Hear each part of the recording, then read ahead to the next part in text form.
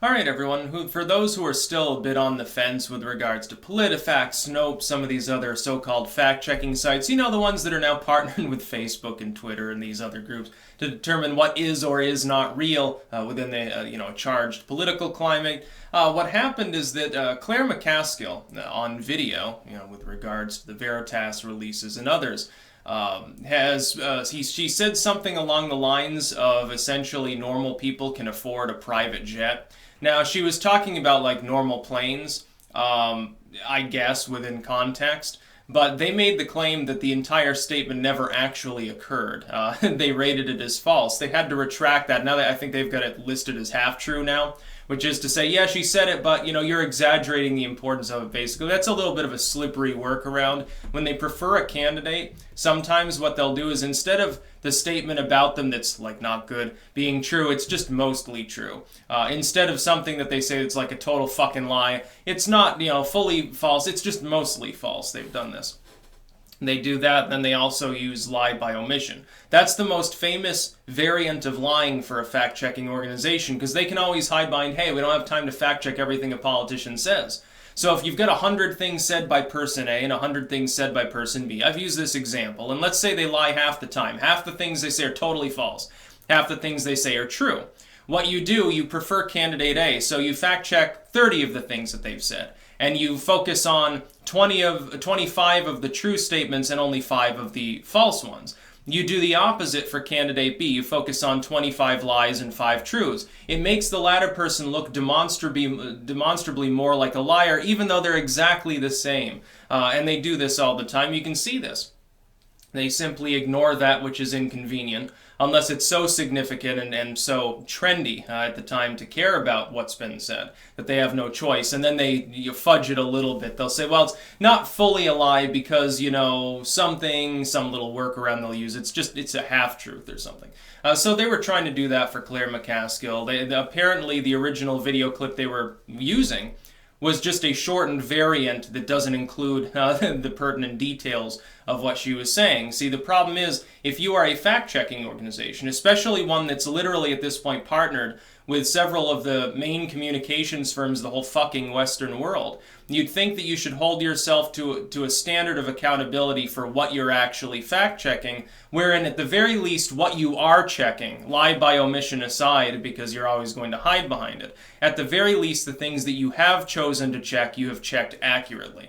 That obviously isn't happening. There's no legitimate reason why these groups, which do have a political bias, it's in favor of authoritarian groups, against those that maybe want to promulgate freedom more.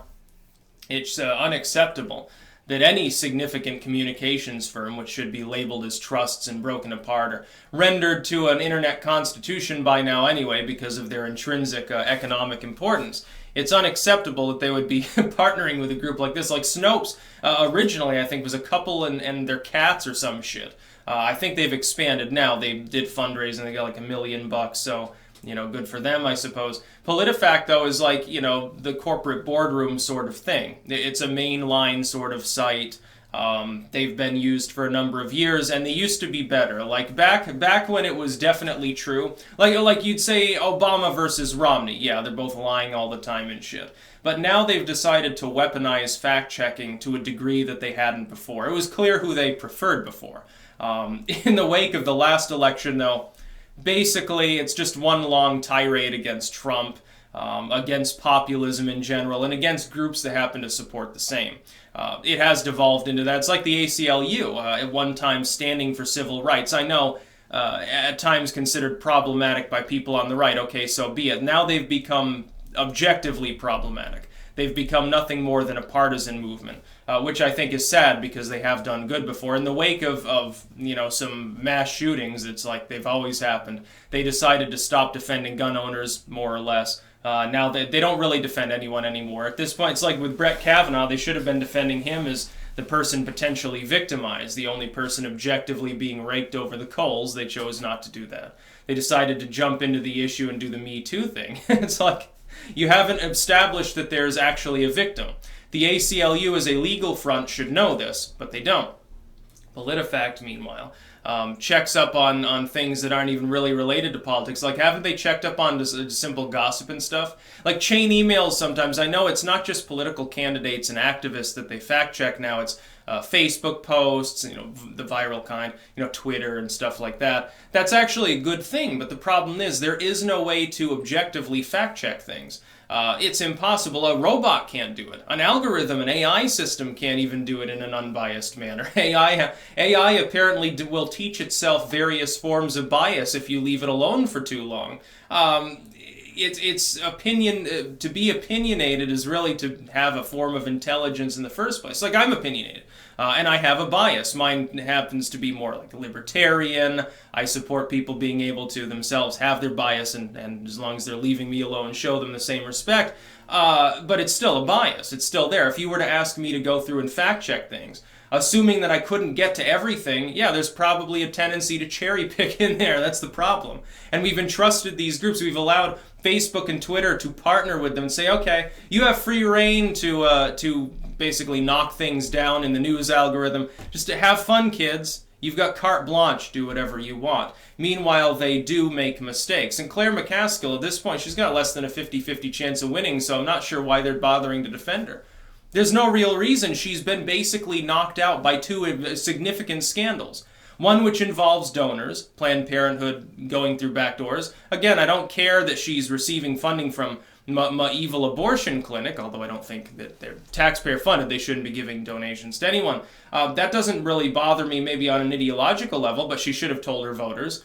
She's straight up saying to the camera, yeah, basically we lie about this.